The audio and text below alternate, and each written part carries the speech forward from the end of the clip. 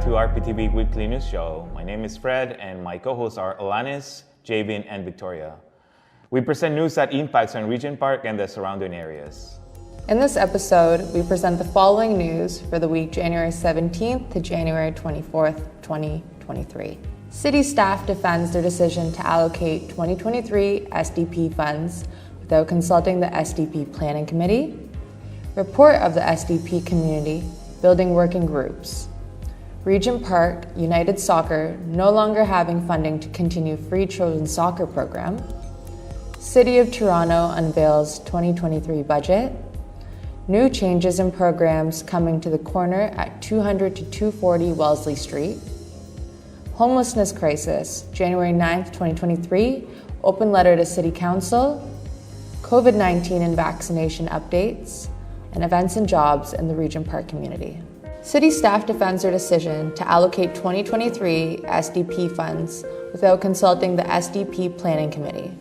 The Regent Park Social Development Plan, also known as the SDP, is a community-wide initiative aimed at fostering unity and togetherness amongst all the different residents and stakeholder groups in the community. The Social Development Plan is built around 4 areas of priority of the SDP. Each priority area is represented by a different committee. The SDP committees are safety, communications, employment and economic development, and community building. In addition to the 4 committees, there is an SDP Planning Committee that meets weekly to help guide the activities of the SDP. The first SDP Planning Committee of the 2023 year took place on January 12, 2023 at 1 p.m. over Zoom. The meeting was chaired by Greg Gary, an agency chair of the SDP. The January 12th Planning Committee meeting focused almost entirely on the concerns related to the SDP funding, namely the City of Toronto's staff decision to allocate 2023 funding resources without prior consultations with the SDP. The special guest for the meeting was Jennifer Hoffman and Oleg Sagan from the City of Toronto Funding Unit.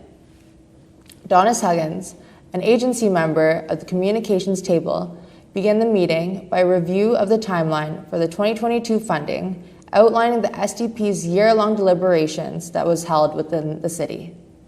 Adonis pointed out that at the end of these year-long deliberations, the city and the SDP agreed upon process for the 2022 funding. It was agreed that a community review panel would be established to review the grants and that approved proposals had to meet one or more of the 4 priorities of the SDP. Adonis urged that at no time was there a discussion about allocating 2023 funds to groups that applied for 2022 call for funding applications. The question Adonis raised was, why was there no consultation with the SDP about funding 2022 applicants with 2023 funding? Why did the city not come back to us and say, hey, we are considering using the 2023 allocations to fund more of the 2022 applications? We wanted to know why that there was no consultation with us. Even if the city funding unit was having those discussions, why? Again, we've been meeting since January of almost last year, a year. That why couldn't the city take some time to say, here's what we're considering? Why not come back to the SDP, since we've been working all this time around the recommendations? Why not come back to us and say, hey, we're thinking of doing this. We're thinking of funding the allocating the 2023 funding to some of the groups who didn't get funded or wasn't approved for the 2022 funding.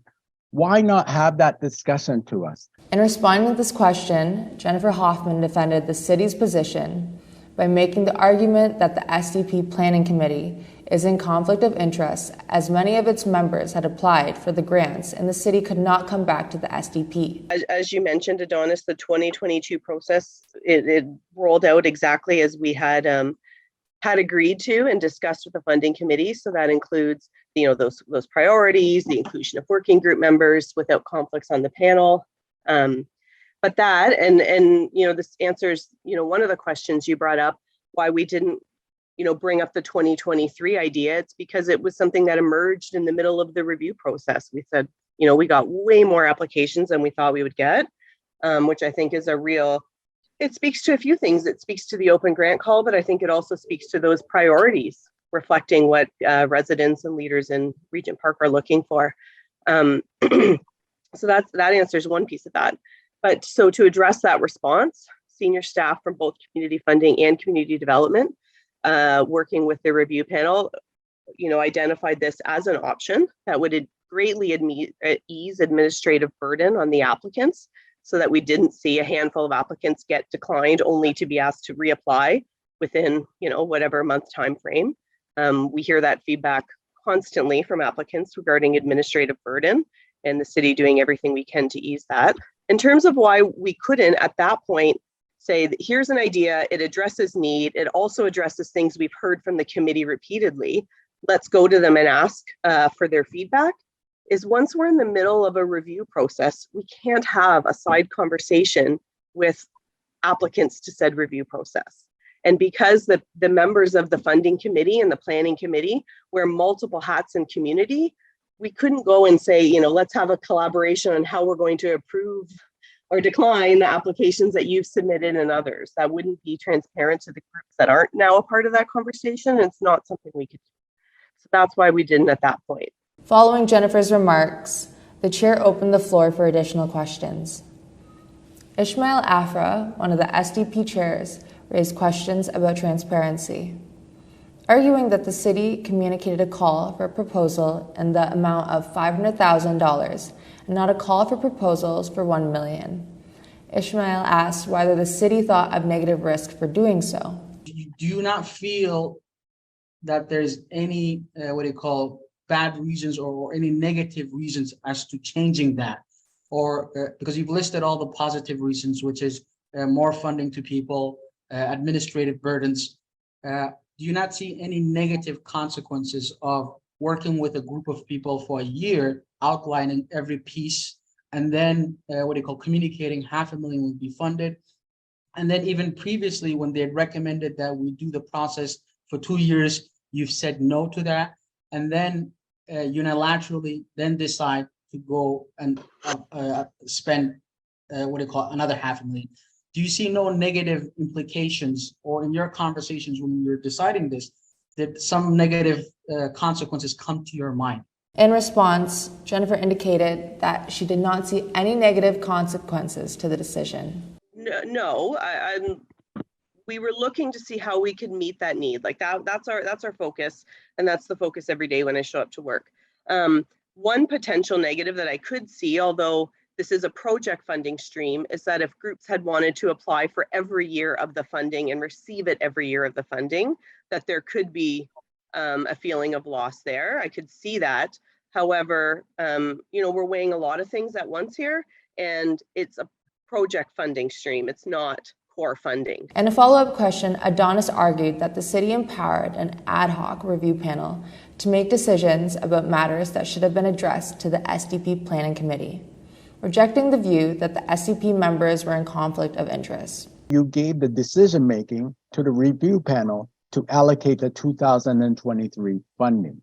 That's how it sounds like to me. In terms of, I don't see what the problem would have been if you discuss the idea of doing, if that was the idea that came up during the review panel, discuss it, but then come back to the SDP Planning Committee and say, here, this is what we're thinking about. What do you think of this idea? That we open up the process for the 2023 allocations with the 2022 proposal. I don't think we have, in principle, anything against that in terms of if that came to us and said, here's the idea. It sounds like that would have been a collaborative process that we would have been involved with, not announcing that here are the grants that we have decided and that the review decided that they're going to do this. Olgay from the Community Funding Unit argued that he didn't think he had to go back to the committee. Richard from City Development Unit reiterated Jennifer's position that they can't come back in the middle of a process to talk to people that have applications in the process. Oleg agreed, added that he didn't see any broken promises. I didn't know I have to go back, first of all, but second of all, the decision has not been made. As we speak, the decision is in front of the council. So no decision has been made so far. I don't see that I was making any specific promises to do contrary to that. And honestly, I'm totally on the opposite side. I don't see any broken promises here. So I just don't see that. Walid Kogali, a resident and co-chair of Community Building Working Group, argued that there is an expectation to consult with the SDP table and staff cannot make decisions unilaterally. Towards which Oleg again indicated that there was no broken promises. Walid continued to press his point, asking Oleg to show him a public document that the city or the SDP committed to $1 million. We're sharing with you our concerns of broken promises, you folks just doing things on your own. Let him respond, Walid. So I want to understand why you're doing this. I know, but you asked the question, let him respond. Sorry, Oleg, I just want to hold you accountable there. You said there's no broken promises. Show me a public document where the City of Toronto or the SDP committed to $1 million in funding. Show me one document. Because what we did commit to is $500,000 in funding because we wanted to give residents of Regent Park the opportunity to reprioritize. So you're taking away funds from a process by which even now as working groups, when we're thinking about the priorities for the next year, we wonder, will they be now resourced? Because you're recommending that those funds be spent for priorities that could be outdated. How do you see that not being a problem? How do you not see that as not a broken promise? Gail, a resident and member of the Employment and Economic Working Group, wanted to know what the city's idea of collaboration is, indicating that she is tired of fighting with the city. What is collaboration? And I'm asking the city to come back with a definition of what is their tactile description of what a collaboration is. Because for me, that's a partnership, right? We're going to together produce and make something together. And that means we have to be talking, we're on the same page, there's alignment. What I heard here were a lot of excuses, right? You're able to answer every single question. I was insulted by the answers because there were things that we've been asking for constantly and we never seem to get them. So there are these broken promises because you're saying, let's work collaboratively together. So that alone is a broken promise. And then you go outside of that and you kind of do, right? And then we use the words, well, we're responsible and that's why we're doing it. Regent Park residents are responsible for its community. And that's why we're here at the table fighting for this. As a community member, having kind of been through this process a few times, I know, right? It's the small things. I know based on the small things that the big things you're not going to get. I know that based on the small things, there's no collaboration with the city working. So I'm despondent. I don't feel as though, I know that, fighting to try to work with the city is not the way that I want to do cohesion and inclusion. It just isn't. Just this alone has created such a this fight now between these two football groups, which is really, really sad. The meeting ended without any clear resolution between the city and the SDP on whether or not the city staff had the right to unilaterally make decisions without consultation with the SDP on funds earmarked by City Council for the SDP. For most members of the SDP, the decision to allocate 2023 funding without consultation with the SDP was a clear violation of the City Council's directive to consult with the SDP. One thing that did not come out through this conflict is that the City and the SDP Planning Committee hold two very different views on what partnership, collaboration, accountability, and transparency means. In the meeting, there was one common area of agreement on the issue of making the work plans of funded groups available to the SDP for evaluation and benchmark purposes, met with a favorable response from the city. Nevertheless, it remains to be seen how the city and SDP will work together on competing visions of accountability. Report of the SDP Community Building Working Group. The Community Building Working Group in one of the 4 working groups of the Regent Social Development Plan, SDP. In the first meeting of 2023, the Regent Park Community Building Working Group members came together on January 11, 2023 to discuss current and future activities. The meeting was chaired by Joelle Klassen, an agency representative from YSM. The business of the meeting began with a report from the Access to Recreation Coordinator, Ismail Afra. Ismail began his report by reminding members that he is taking over the responsibilities and activities that was coordinated by resident Mary Hinckelman, who resigned from the Access to Recreation Committee. Access and Recreation has been working with the City Parks and Recreation to set up an advisory to help inform programming and gain community input. Access to Recreation is a grassroots group in Regent Park. It's originally started by residents, mothers who are trying to work hard to get their young people into recreational programs, both in the aquatic center and the community center. And our mission, our vision is creating equitable access for local residents to local recreation programs, starting from Regent Park. And our mission is activating the community to be empowered, building relationships with decision makers to change policies and regulations, and also to create new opportunities for youth, seniors, and families so that they're able to access recreation in the community.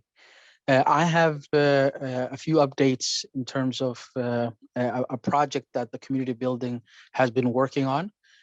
This project is around creating an advisory body that would help inform programming experiences that community members feel around both the aquatic center, the community center, and the athletic ground.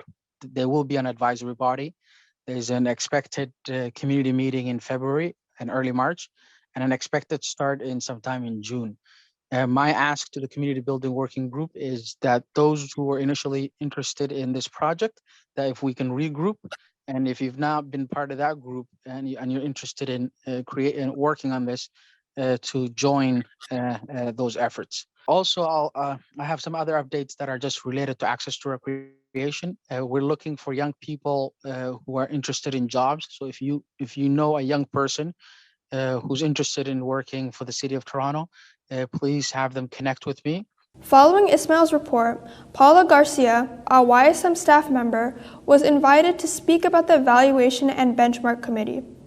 Paula Garcia presented a short and overview of the Evaluation and Benchmark Committee and two meetings coming up, one on January 26, 2023, and the second on February 7, 2023. Paula explained that each committee of the SDP has a twofold function. One is to implement the key activities of the group, and the other is to report back to the city on the progress of those activities through evaluations and analysis of those findings. We need to make sure that we track our progress and that we have a way to evaluate our efforts, because we didn't do that the first time around with the first iteration of the social development plan. So we were very keen from the very beginning, and I say we as a community, as a group of stakeholders, we said we need to make sure that we keep track of what we're doing and that we can use that information to inform, our strategies and our plans, and that we can learn from what we're doing over the years, because oftentimes you do a lot of really good work, but if you don't collect information along the way and assess that information, it's hard for you to know if you're making progress, how you're making progress, where things are going well, where things are not going so well. And we took some time to develop a process for evaluation of the SDP back in 2019. It was presented to the stakeholders table in 2020. And in 2021, we did the first pilot of evaluating the work of the working groups. The meeting ended with a discussion led by Rabia Aslabai and Gail Lynch about the possibilities of receiving support from the Community Building Working Group for organizing Black History Month activities at Nelson Mandela School, where Rabia is involved as a parent. The next Community Building Working Group will be held on February 7th from 6 p.m. to 8 p.m. Regent Park United Soccer no longer have funding to continue free children's soccer program. After 10 years, the Regent Park Soccer House League for Kids that has been a free program at Nelson Mandela Soccer Field on Saturdays from 9 a.m. to 2 p.m. will end as they no longer have fundings to continue their free program for the kids in Regent Park community and surrounding areas. According to Regent Park longtime resident and Director of Operations of Regent Park United Soccer Club, Tay James Smith, said their Regent Park Social Development Plan grant application 2022 was denied. Smith wrote a statement on the RPNA Community Discussion Board on Facebook to let the community know about their lack of funding to run the kids' soccer program. RPTV interviewed Tay James Smith and fellow coach Orville Reynolds to know more about this story. Let's hear what they have to say. My name is Ty Smith. I'm one of the coaches in the Regent Park Soccer League. And I'm Orville Reynolds, another coach in the Regent Park Soccer League. Been coaching here for about 10 years. Ty, a little bit longer, I think. yes, What we've always been looking for is for there to be an inclusive, accessible program, soccer program in Regent Park for everyone. And that means no barriers for their participation. No fees. They can get to the fields, the gyms very easily. It's in the community. With the increased interest in the competitive teams, in the recreational programs, we're now in 2 gyms instead of 1 gym. We're at Nelson Mandela and at Lord Dufferin every Saturday, on Wednesdays. Because of the interest in the competitive program, we now rent a indoor soccer facility fairly close by once a week. And of course, all of those venues come at a cost. So with the increased interest, we've got to cover those. So we applied for the grant. Unfortunately, we didn't receive it. We got feedback that they were looking for different things in our application. I think in our application we stressed that the program that we've been offering for the last 10 years has been extremely inclusive, very accessible, particularly in that it is a free soccer program. And now we're at a point where we want to help the soccer program that has received the grant to continue to ensure that there is inclusive, accessible soccer for everyone in Regent Park. Friday we had a meeting with the coaches, yes, to discuss what our plan is going forward, since we obviously didn't get the funding for a 10-year-old program while newer, younger, smaller organizations did, which is the community has spoken. So we feel that if they granted that organization the programs to run and facilitate kids' soccer programs, then let's let them do it. We want to see the kids play. So the ball is in their court. If they're going to run the programs, run them. Now, we will run our program maybe just in case if they don't, but we don't know if we can fully facilitate it without the funding that we needed. We right now for sure are going to continue with 2 competitive rep teams. We wanted to go to 5 and expand. We wanted to continue the 3 that we have and expand 2 more. But the reality is it's $20,000 a team, so we're going to go with our U16 team and one of our younger teams, and we'll still play Friday nights at Regent Park. But the House League is in the other organization's court. I mean, they got the $66,000 to run a program for kids. They should be doing it. If they don't, then I guess maybe we'll have to step in and try to run something for the children. But I mean, it shouldn't have to come to that. It should be just like everyone. The programs are there no matter what. So, I mean, I want to see the program still run. But if we continue to keep running programs and other organizations keep getting the funding to not run those programs, why are we running the programs then if we're not getting the funding for it? Maybe the people who get the funding should be running the programs instead. And that's okay. as long as the programs are running and they're given the same quality of coaching and mentoring and opportunity for the kids that we were giving them. And that's all we want to see. Although the Regent Park United Soccer Club did not receive fundings from the 2022 SDP Call for Proposals, the City of Toronto did award Toronto Football athletic advancements in the amount of $66,125. City of Toronto unveils 2023 budget. The City of Toronto has unveiled a $16.1 billion operating budget for 2023, and it includes a 5.5% property tax increase for homeowners. There is also a previously announced 1.5% hike, or another $50 through the City Building Fund, which helps build transit and housing. As well, water and garbage rates will increase.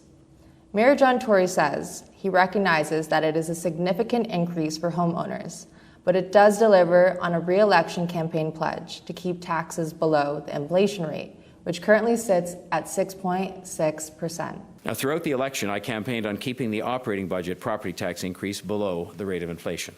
And so you will see, as the budget is made public in just a few minutes from now, that the budget delivers on that promise with a 5.5% tax increase for the operating budget. That is below Toronto's present 6.6% inflation rate. But I recognize it is nonetheless a significant increase and that we're asking people to pay more. I wish it could be lower, because I know that any increased cost right now is hard for people to bear. These are the highlights of the city's tabled 2023 budget. Increase the Toronto Public Library budgeted by $8.5 million to cover both increased spending and COVID-19 pandemic-related costs. Protect the winter maintenance budget to continue providing expanded sidewalk snow clearing across the city. Hire up to 200 firefighters in 2023. Hire up to 250 paramedics in 2023. Hire 200 more police officers and 20 additional 911 operators.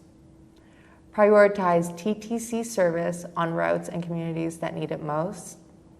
Hire 10 additional streets to home outreach workers to help vulnerable people on the transit system.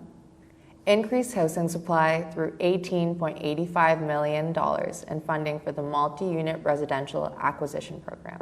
New changes and programs coming to the corner at 200-240 Wellesley Street.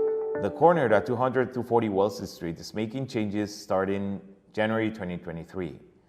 Repair services will now cost a small price to support the operations and fund more programs and workshops. Services and prices: electronics and home appliances, $8. Clothes and garment mending, $8.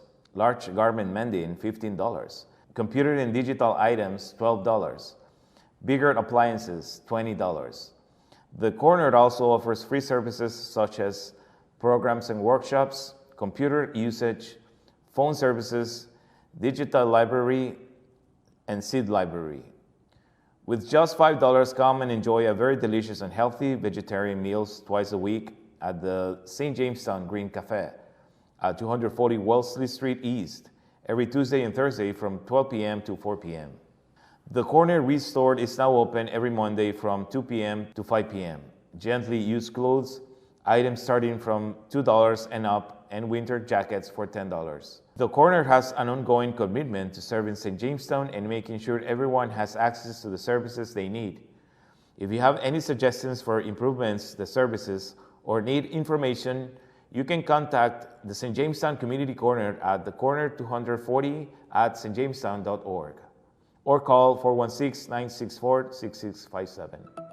Homelessness Crisis, January 9th, 2023, open letter to City Council. Health Providers Against Poverty and Shelter Housing Justice Network is inviting all frontline community workers, health providers, researchers, and concerned Torontonians to sign an open letter to City Council related to the current homelessness crisis, particularly in the downtown east.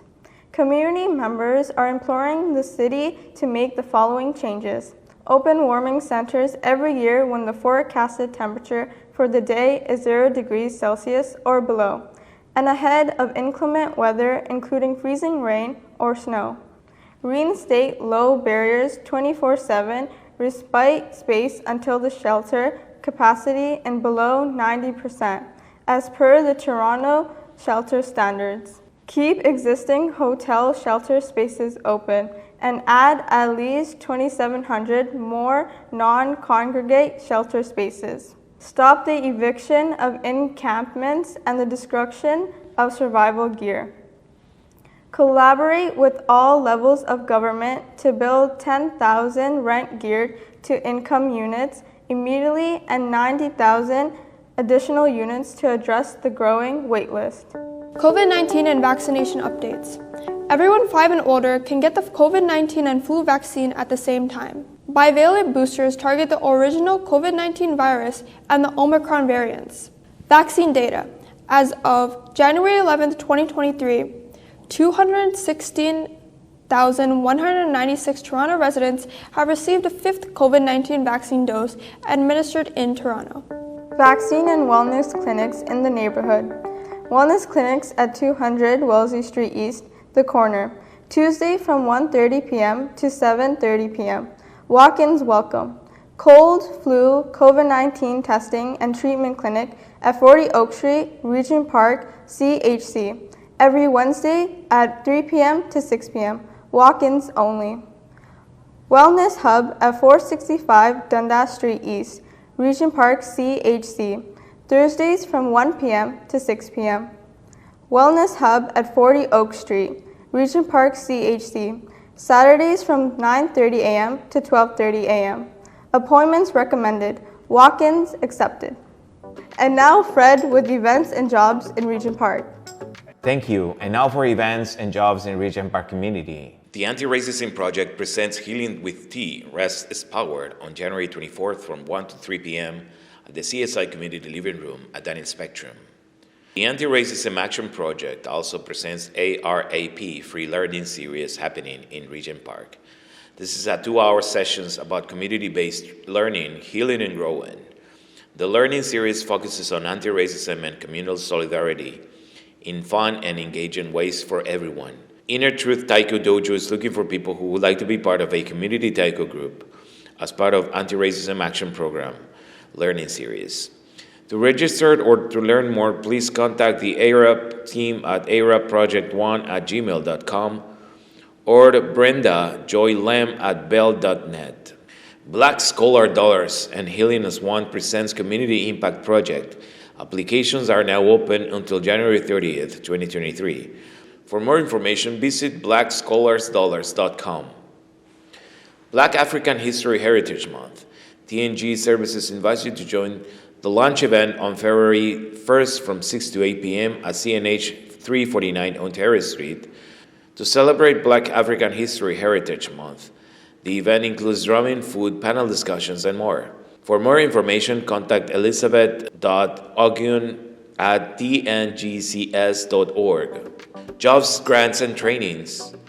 TCHC and RPNA is hiring one equity-deserving market resident for the SDP Community Benefits Oversight Working Group.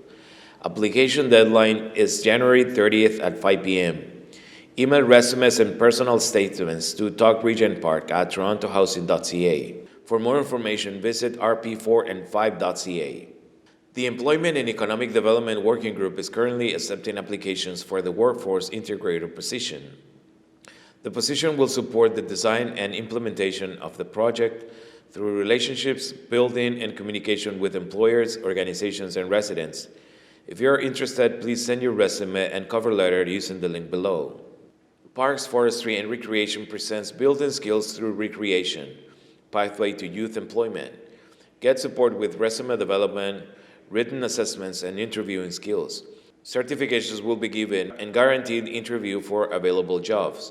For more information, contact iafra@ysm.ca or call 647-717-2437. Mental Health First Aid Training. Exclusive opportunity for youth ages 15 to 25 to learn more about mental health, healthy coping habits, and resources available for mental health crisis. It must be a resident of Regent Park or surrounding areas and free to attend an in-person workshop from 9 to 6 p.m. on February 25 and 26, 2023. If you have questions, contact mentalhealthmatters341@gmail.com. Café Susu is hiring for 28 positions for its upcoming restaurant component All opportunities are listed in the Indeed link. Café Susu encourage interested applicants to drop off their resumes with an indication for which position they are interested in applying. Café Susu also plans to host an additional hiring event for the summer season, focusing on local seasonal pathway roles for ice cream window. Additionally, Café Susu's event sponsorship program is accepting applications for 2023. The goal of the event sponsorship program is to assist local community-based organizations by offering Café Susu space as a safe gathering place. Café Susu will open a space once a month on Mondays to help said organizations and initiatives reach their goals and in turn support initiatives that help support Regent Park. Susu hiring and event sponsorship program events can be directed to Christina@gusto54.com. Grants for Black women entrepreneurs. $10,000 grant for Black female entrepreneurs in Ontario. The deadline for applications is February 1st. For more information, visit nba.com-raptors-legalzoom. Come to be part of the action at Rogers Center. Aramark is hiring for concession workers, cooks, warehouse porters, hawkers, suites, and more. The hiring event will take place at Canoe Landing Recreation Center, 45 Fort York Boulevard, Toronto. On February 7 to 10, 14, 17, 28 from 2 p.m. to 6:30 p.m. and March 2nd to the 3rd from 2 p.m. to 6:30 p.m. and March 4th from 12 p.m. to 4 p.m. The Canadian Black Chamber of Commerce operating in Regent Park presents Elevate Black Business program. If you have ever been denied a business loan, come to the Canadian Black Chamber of Commerce to access grants. For more information, contact info@canadianblackchamber.ca or call 416-643-6206. BOLT presents Financial Wars Careers in Construction. Are you enrolled in a construction-related program and need help funding your education? Find support with BOLT. Successful applicants receive up to $5,000 to support their full-time studies. Applications are now open. Deadline, April 28, 2023. Do you need money for post-secondary school? Apply for the Investing in Our Diversity Scholarship. Eligible applicants can receive up to $4,000 to cover tuition fees and school-related expenses for full-time post-secondary education or training. Deadline to apply is Friday, March 17, 2023. For more information, visit torontohousing.ca-IIODS or email youth@torontohousing.ca. The Real Six, creative industry program that allows you to learn an industry-recognized credential and skills to start on a path to a career within the real-time 3D gaming ecosystem. Choose your own pathway, open to all TCAC residents aged 17 to 29. Registration deadline January 23rd, start date January 30th, 2023. For more information, contact karim.grant@torontohousing.ca. And that was all for today's show. My name is Jabin, and my co-hosts are Fred, Victoria, and Allanis. We also like to thank our team of researchers that contributed for this week's show, and from our studios at Focus Community Arts Center. Thanks for watching, and see you next week.